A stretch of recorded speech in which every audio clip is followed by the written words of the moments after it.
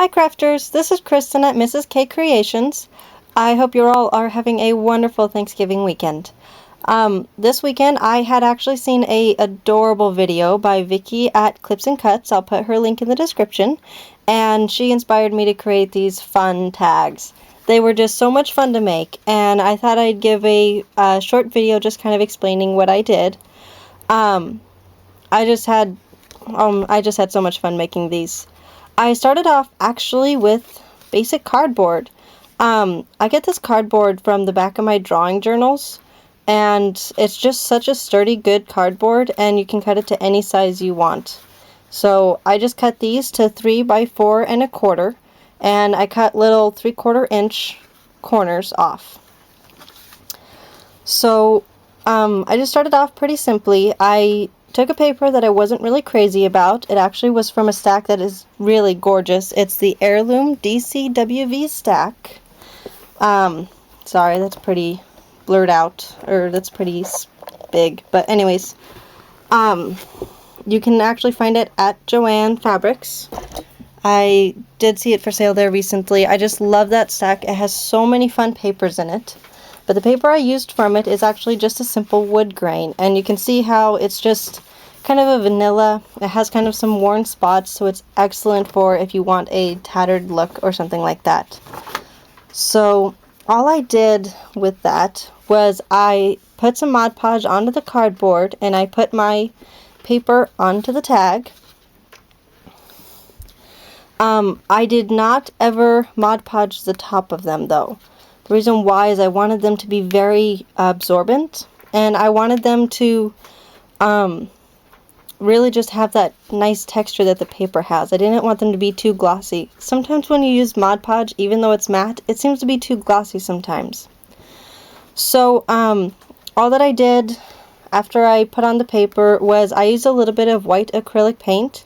You can use gesso if that's what you prefer to use. They're very much the same thing. But I just used a little bit of that to kind of push the color into the background a little bit and make it a little more faded. So after that, my favorite color is blue. I just had to use some blue. So I took some, sorry for the camera, I just took some Tim Holtz Broken China. I made it into a little spray bottle, so I could just spritz it on there, and it actually, I had a couple of seconds to smear it a little bit back and forth on both of the tags, and you can see it kind of created a nice greenish, bluish, vintage look. I don't know if that color is coming out very much on the camera, but I just like how it really looked kind of like a whitewashed paint look.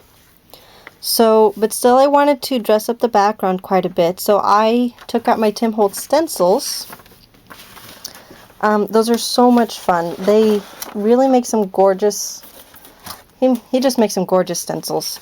I used this gothic one for the background, and all I did was use vintage warmth with that, and so it was able to create this really nice pattern in the background. Then I used, I just had some random flourish stamps, and I stamped the corners with StazOn ink. And I just thought that that gave a good balance to it. So then after I had my background ready and kind of the color that I wanted, I used again another Tim Holtz stencil, the Dot Fade stencil, and I used some Liquid Tex modeling paste. I absolutely love this modeling paste. It is so cool. You can color it after you've put it onto your project.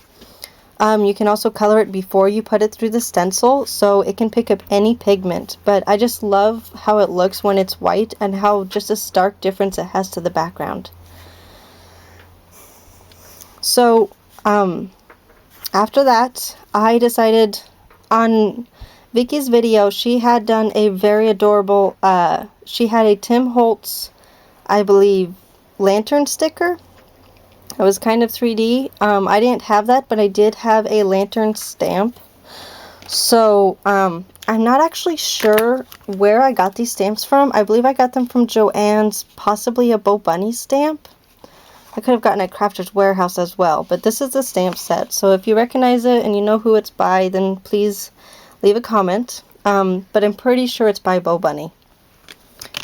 So I actually just stamped that with StazOn ink onto white cardstock, and I fussy cut that out. So I used some pretty small scissors. I think that Tim Holtz scissors would work a little bit better for getting a closer cut. So, but yeah, it was a lot of fun. After I did that, I took my hot glue gun and made a lace flower. There's lots of tutorials on YouTube on how to make those lace flowers, but I can make one if you would like. And I made this with the Tim Holtz tattered floral.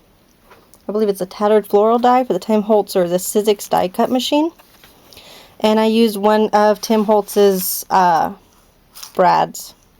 As you can tell, I really love the Tim Holtz line. All of it. I just love the altered look and the steampunk look of it.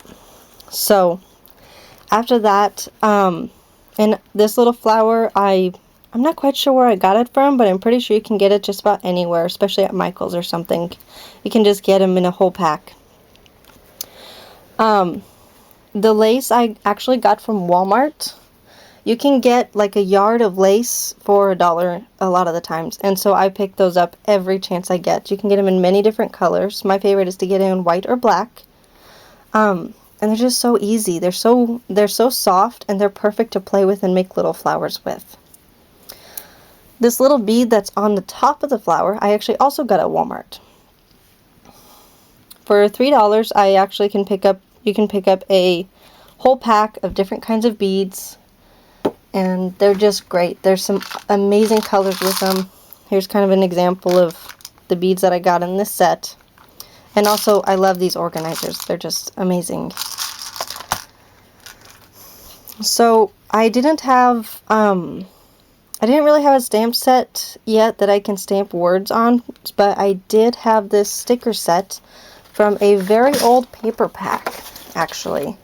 I got this years ago. It's the Once Upon a Time stack, and these are just chipboard sticker stacks.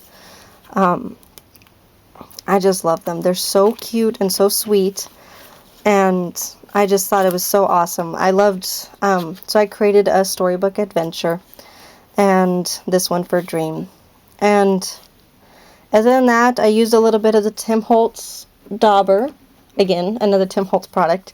But the Tim Holtz Distress Stain, which is in bronze. And I just kind of dusted them onto the edges so that you'll just kind of have that shine. I don't know if you can see that on the camera. But I thought it just went perfectly. And then I just tied some ribbon to the top and tied a little bit of lace. The ribbon, I actually got 3 kinds of this ribbon. Someone gave it to me, where I have this pale blue, I have a pink, and I have a white, and I just have, there's tons of it on one of these rolls. I believe it's by, let's see if we can see that, R.B. Howell Company, but I'm not quite sure where they picked it up at. But there's just so much of this ribbon, and it's perfect for these kind of projects. So I had so much fun making these, and I hope you like them. I hope you go and check out Vicky her Clips and Cuts channel. I hope that you have a lot of fun, and happy crafting and happy Thanksgiving.